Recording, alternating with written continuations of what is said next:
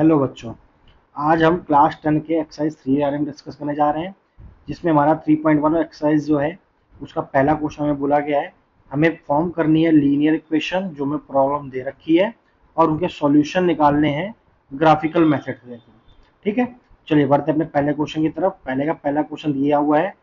एक class 10th में 10 student है जो पार्ट ले रहे हैं मैथमेटिक्स क्विज के अंदर, और हमें बोला गया है कि number of girls is 4 more than the number of boys, मतलब कि जो लड़कियां हैं वो लड़कों से 4 नंबर में, 4 काउंटिंग में ज्यादा है। और हमें नंबर ऑफ गर्ल्स और बॉयज के बारे में बताना है इस क्विज में कितने पार्टिसिपेट कर रही है, गर्ल्स या फिर बॉयज। ठीक है, तो इसको स्टार्ट करते हैं। तो ऑलरेडी हमें बोला गया था टोटल स्टूडेंट कितने हैं, पहले लेट कर लेते हैं। लेट नंबर ऑफ जो बॉयज हैं कितने हैं, वो एक्स लेट कर लेते हैं। जो नंबर ऑफ गर्ल्स पार्टिसिपेट कर रही हैं वो हैं y। तो अकॉर्डिंग टू क्वेश्चन क्या होता है, जो x प्लस y मतलब लड़के और लड़कियां मिलकर टोटल कितनी है, 10 लड़के और लड़कियां मिला के टोटल 10 बच्चे हैं। ठीक है, अगली क्वेश्चन देखो, बोला गया था में जो गर्ल्स हैं, गर्ल्स कौन है, y, इक्वल है किसके, लड़कों से, कितना ज्यादा, 4 ज्यादा। तो ये जो इक्वेशन बनी हमारी पहली इक्वेशन कहलाएगी। इसको स्टैंडर्ड फॉर्म में वेरिएबल एक साइड लिख लेते हैं तो हो जाएगा minus x plus y is equal to 4। ये हमारी बन जाएगी दूसरी इक्वेशन। समझ में आ रहा है। तो हमारी इक्वेशन तैयार होगी। हमसे बोला था लीनियर इक्वेशन में पहले प्रॉब्लम की इक्वेशन बनाओ, हमने बना दी। अब बोला गया इसको ग्राफिकली सॉल्व करके बताओ कितना होगा। ठीक है, तो चलो देखो ग्राफिकल कैसे सॉल्व करते हैं इसको। मेथड है वो, सबसे पहले ना इसके दो सॉल्यूशन निकाल लेंगे हम। कि दो सॉल्यूशन कौन से निकालेंगे कि जो इस लाइन को सेटिस्फाई कर सके। बहुत आसान तरीका होता है। जैसे इस वाली इक्वेशन की हम बात कर रहे हैं, यहाँ पे x plus y equal to 10।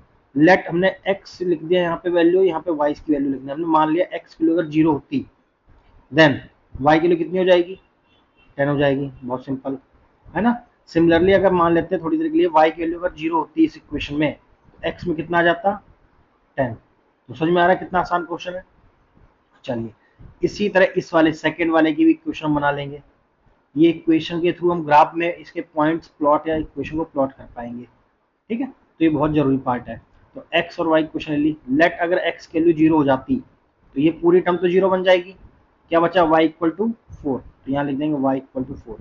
Then अब दूसरे केस में क्या होगा, y को हम 0 लेट कर लेते हैं तो इसमें आ जाएगा minus x equal to 4। It means x equal to 4। तो यहाँ पे सॉरी -4। तो यहाँ पे x के लिए आ रही है -4। तो आपने दो इक्वेशन के प्लॉट बना लिया। ठीक है, अब इसका ग्राफ प्लॉट कर देते हैं बहुत आसान तरीके से। ठीक है, देखिए कैसे करते हैं।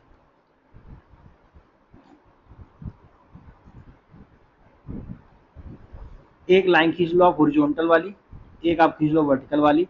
मैं आपको बहुत ही रफली बता रहा हूँ, आप ऐसे आसानी से कर पाएंगे। तो ये तो आपको पता है ओरिजिन होता है। तो मैंने पॉइंट्स ले लिए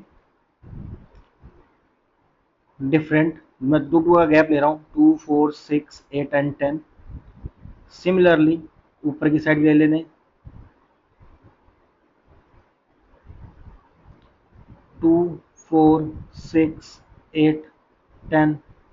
पूरे अच्छे से बना लेंगे। थोड़ा सा -2 आ रहा है यहाँ पे, ये -4। सिमिलरली -2 और -4। ये हमने एक रफली प्लॉट ग्राफ कर लिया। आप प्रॉपर ग्राफ पेपर बनाएंगे तो बहुत अच्छे से बनेगा। तो देखो सबसे पहले मैं इक्वेशन क्या दे रखी थी, x एक एक करके प्लॉट करेंगे ग्राफ। इस वाले कोऑर्डिनेट को पहले, मतलब x0 y10। तो x में 0 तो लाइन वाली यही रहती है, y में 10 तो मतलब ये वाला कुछ कोऑर्डिनेट हमारा तैयार हो रहा है जो मैं इसको ड्रॉ कर रहा हूँ। सेकंड बोला हुआ है x में 10 है y में 0 है, तो ये कुछ ये वाला प्लॉट ग्राफ हो रहा होगा हमारा। तो क्या करेंगे, इसको एक इक्वेशन लाइन से ऐसे ड्रॉ कर देंगे, बिल्कुल सीधी लाइन आप इसके ड्रॉ करेंगे। ठीक है, अब ये हो गई पहली इक्वेशन 1। ये जो है इक्वेशन 1 है। सेकेंड वाली देखो, x इक्वल कितना है 0, y की वैल्यू कितनी है 4। तो ये आ जाएगी हमारी y ये वाला कोऑर्डिनेट, तो ये हमारा आ गया। ठीक, सिमिलरली बोला अगले में x -4, ये वाली टर्म, और y तो 0 था। तो हम क्या करेंगे, इसको भी ऐसे ही मिला देंगे सेम। ठीक है, तो आप देख रहे होंगे बहुत आसानी से बन गया है।